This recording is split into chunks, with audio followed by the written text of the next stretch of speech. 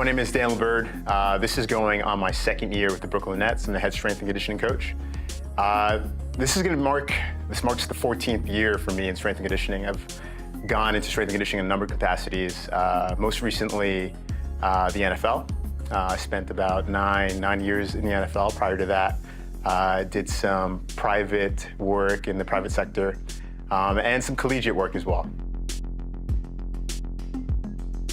So my conditioning philosophy focuses on making sure that I have the opportunity to target the various energy systems that are present in basketball. And in basketball, you're definitely going to be challenged anaerobically, aerobically, and you're also going to challenge the ATP PC systems. So from that respect, you want to focus on harder sprints, more intense, short duration activities to longer duration activities, and that comes in many forms. And the most important thing too is understanding and communicating appropriately with the coaching staff to understand how their practice schedules sort of lines up with your conditioning philosophy. So those things come into play very, very close together, and we'll focus on hard sprint days versus longer, more cardiovascular, aerobic, challenging activities on other days.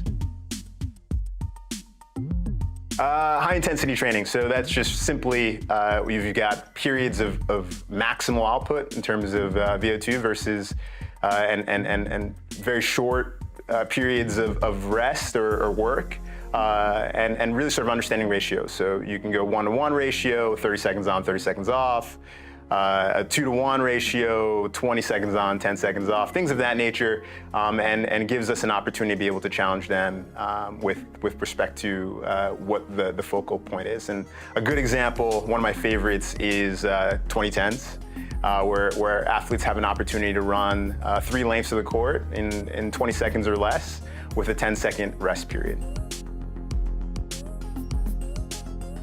There is definitely various approaches. The off-season obviously presents the opportunity to be able to focus on more volume in terms of the things that you would do in the weight room. So we have an opportunity to be able to do a lot of the fun stuff, the things that we sort of are mindful during the in-season to sort of stay away from in terms of providing stressors that are not appropriate for such a high volume period.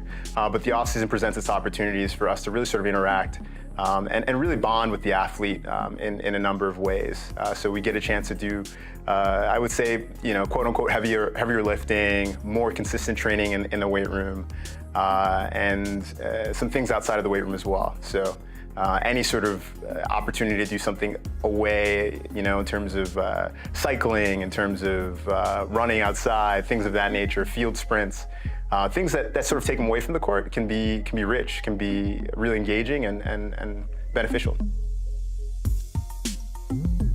The advice I'd give to young athletes is to really sort of look at training, strength and conditioning as an investment.